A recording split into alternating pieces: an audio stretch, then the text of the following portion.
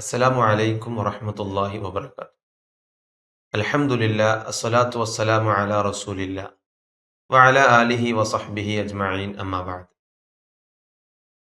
ഏറെ സ്നേഹം നിറഞ്ഞ സഹോദരന്മാരെ, സഹോദരിമാരെ, സത്യവിശ്വാസികളുടെ ഏറ്റവും വലിയ അഭിലാഷമാണ് മക്കത്ത് പോയി ഹജ്ജ് കർമ്മം നിർവഹിക്കുക എന്നത്. ഇസ്ലാമില് സാമ്പത്തികമായും ശാരീരികമായും കഴിവുള്ളവർ ഹജ്ജ് ചെയ്യൽ നിർബന്ധമാണ്.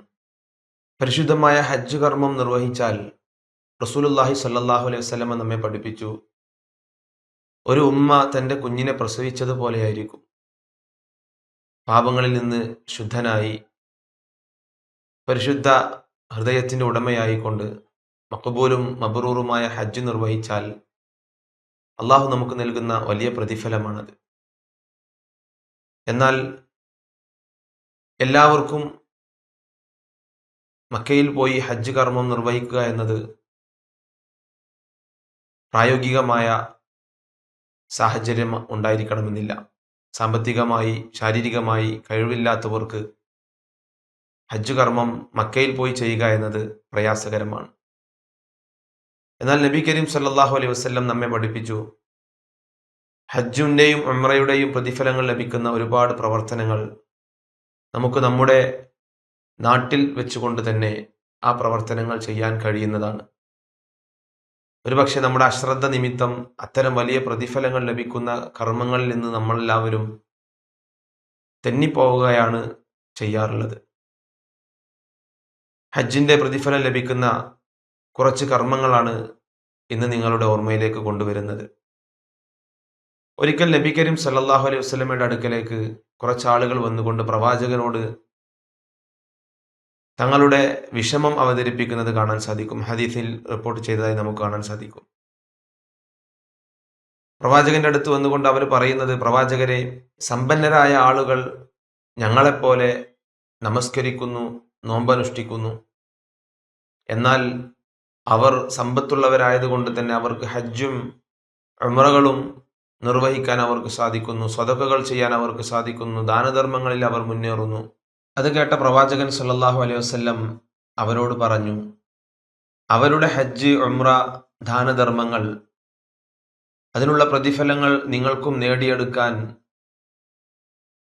എല്ലാ ഫർള് നമസ്കാരങ്ങൾക്ക് ശേഷവും നിങ്ങൾ തക്ബീറുകളും, അതായത് അല്ലാഹു അക്ബർ എന്നുള്ളതും, അതുപോലെ തന്നെ തഹ്മീദുകളും അൽഹംദുലില്ലയും തസ്ബീഹുകളും സുബ്ഹാനല്ലയും നിങ്ങൾ 33 പ്രാവശ്യം പറയുക എന്നുള്ളതാണ്. നമുക്കൊക്കെ വളരെ സിമ്പിളായിട്ടുള്ള, എളുപ്പത്തിൽ കഴിയുന്ന കാര്യമാണ്. ഓരോ ഫർള് നമസ്കാരങ്ങൾക്ക് ശേഷവും സുബ്ഹാനല്ലാ, അൽഹംദുലില്ലാ, അല്ലാഹു അക്ബർ എന്ന തക്ബീറുകളും തഹ്മീദുകളും തഹ്ലീലുകളുമായി തസ്ബീഹുകളുമായി കൊണ്ട് ഫർള് നമസ്കാരങ്ങൾക്ക് ശേഷം പ്രവാചകൻ പഠിപ്പിച്ച രീതിയിൽ അതിനെ നമ്മൾ ജീവിതത്തിൽ പ്രാവർത്തികമാക്കിയാൽ റസൂലുള്ളാഹി സ്വല്ലല്ലാഹു അലൈഹി വസല്ലം അവരോട് പറഞ്ഞത്, ഇത് നിങ്ങൾ തുടർന്നാൽ ഇതേ പ്രതിഫലം നിങ്ങൾക്കും ലഭിക്കുമെന്നുള്ളതാണ്. അതുകൊണ്ട് ഹജ്ജ് ചെയ്ത പ്രതിഫലം നമുക്ക് ലഭിക്കാൻ 5 വഖത്ത് ഫർള് നമസ്കാരങ്ങൾക്ക് ശേഷം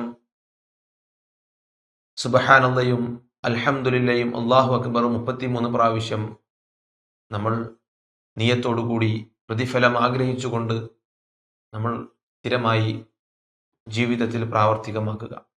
രണ്ടാമതായി, ഹജ്ജ് ചെയ്ത പ്രതിഫലം ലഭിക്കാൻ ഹദീസുകളിൽ വന്ന ഒരു പ്രവർത്തനം എന്നത്, ഒരാൾ സുബ്ഹി നമസ്കാരത്തിന് പള്ളിയിലേക്ക് പുറപ്പെടുകയും അങ്ങനെ ജമാഅത്തായി നമസ്കരിക്കുകയും ശേഷം അവിടെ തന്നെ ഇരിക്കുകയും ദിക്റുകളും ദുആകളുമായി കൊണ്ട് സൂര്യോദയം വരെ പള്ളിയിൽ ഇരിക്കുകയും ശേഷം 2 റക്അത്ത് നമസ്കരിക്കുകയും ചെയ്താൽ റസൂലുള്ളാഹി സ്വല്ലല്ലാഹു അലൈഹി വസല്ലമ പറഞ്ഞു, അവനക്കൊരു ഹജ്ജിന്റെയും ഉംറയുടെയും പ്രതിഫലം ലഭിക്കുമെന്നുള്ളതാണ്.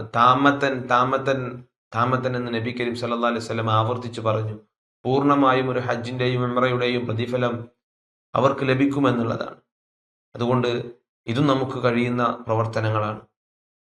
ഏത് പ്രവർത്തനം നേടിയെടുത്തുകൊണ്ടാണോ ഹജ്ജിന്റെയും ഉംറയുടെയും പ്രതിഫലങ്ങൾ നമുക്ക് കരസ്ഥമാക്കാൻ സാധിക്കുക, അത്തരം കാര്യങ്ങളിൽ നമ്മൾ മുന്നോട്ട് വരിക എന്നുള്ളതാണ് ഞാനും നിങ്ങളും പരിശ്രമിക്കേണ്ടത്. മൂന്നാമതായി, ഹജ്ജിന്റെ പ്രതിഫലം ലഭിക്കുന്ന പ്രവർത്തനം നബി കരീം സല്ലല്ലാഹു അലൈഹി വസല്ലം നമ്മെ പഠിപ്പിച്ചത് പള്ളികളിൽ വെച്ച് നന്മ പഠിക്കുക, പഠിപ്പിക്കുക എന്നുള്ളതാണ്. റസൂലുള്ളാഹി സല്ലല്ലാഹു അലൈഹി വസല്ലം പറഞ്ഞു, മൻ ഗദാ ഇലൽ മസ്ജിദി ലാ യുരീദ ഇല്ലാ അൻ യുഅല്ലിം. ഒരാൾ പള്ളിയിലേക്ക് പുറപ്പെടുന്നു, നന്മ പഠിപ്പിക്കണമെന്ന ലക്ഷ്യത്തിനല്ലാതെ അദ്ദേഹം പുറപ്പെടുന്നില്ല. അതായത് അദ്ദേഹം നന്മ പഠിപ്പിക്കണമെന്ന ലക്ഷ്യത്തിലാണ് പള്ളിയിലേക്ക് പുറപ്പെടുന്നത്. അങ്ങനെ ഒരാൾ പുറപ്പെട്ടാൽ, അതല്ലെങ്കിൽ നന്മ പഠിക്കണമെന്ന ലക്ഷ്യത്തിലാണ് ഒരാൾ പുറപ്പെട്ടതെങ്കിൽ, ആ പുറപ്പെട്ട വ്യക്തിക്ക് ഒരു ഹജ്ജ് ചെയ്ത പ്രതിഫലം കാന ലഹു കഅജ്രി ഹാജിൻ താമത്തൻ, അദ്ദേഹത്തിന് ഒരു ഹജ്ജ് ചെയ്ത ഹാജിയുടെ അതേ പ്രതിഫലം ഉണ്ടാകുമെന്നാണ് നബി കരീം സല്ലല്ലാഹു അലൈഹി വസല്ലം നമ്മെ പഠിപ്പിക്കുന്നത്. നാലാമതായി ഒരു പ്രവർത്തനം കൂടി ഇസ്ലാം നമ്മെ പഠിപ്പിക്കുന്നുണ്ട്. റമദാൻ മാസത്തിലെ ഉംറക്ക് ഹജ്ജിന്റെ പ്രതിഫലമുണ്ട് എന്ന് നബി കരീം സല്ലല്ലാഹു അലൈഹി വസല്ലം നമ്മെ പഠിപ്പിച്ചു. ഉംറത്തുൻ ഫി റമദാന തഅദിലു ഹജ്ജതൻ എന്ന് റസൂലുള്ളാഹി സ്വല്ലല്ലാഹു അലൈഹി വസല്ലം പറയുന്നു. റമദാനിലെ ഉംറ ഹജ്ജിന്റെ പ്രതിഫലം നമുക്ക് നൽകുമെന്നുള്ളതാണ്. അതുകൊണ്ട് സാധിക്കുന്നവർ ഏതൊക്കെ മേഖലകളിൽ, ഏതൊക്കെ പ്രവർത്തനങ്ങളിൽ നമുക്ക് മുന്നേറാൻ കഴിയുമോ അത്തരം പ്രവർത്തനങ്ങളിൽ മുന്നേറിക്കൊണ്ട്, പ്രത്യേകിച്ച് ഈ ഹജ്ജിന്റെ മാസങ്ങളിൽ, ഹജ്ജിന്റെ കാലയളവിൽ ഒരുപാട് ആളുകൾ അള്ളാഹുവിന്റെ വിളിക്കുത്തരം നൽകിക്കൊണ്ട് മക്കയിലേക്ക് പുറപ്പെട്ടു കഴിഞ്ഞു. നമ്മൾ വിഷമിച്ചിരിക്കാതെ നമുക്ക് അത്തരം അവസരങ്ങൾക്ക് വേണ്ടി റബ്ബിനോട് പ്രാർത്ഥിക്കുകയും എന്നാൽ അത്തരം പ്രതിഫലങ്ങൾ ലഭിക്കുന്ന വേളകൾ ഉപയോഗപ്പെടുത്തുകയും ചെയ്തുകൊണ്ട് നമ്മുടെ ആയുസ്സിനെ ധന്യമാക്കാൻ നമുക്ക് സാധിക്കണം. അല്ലാഹു തആല നമുക്കെല്ലാവർക്കും തൗഫീഖ് നൽകി അനുഗ്രഹിക്കുമാറാവട്ടെ. അസ്സലാമു അലൈക്കും വറഹ്മത്തുള്ളാഹി വബറകാതുഹു.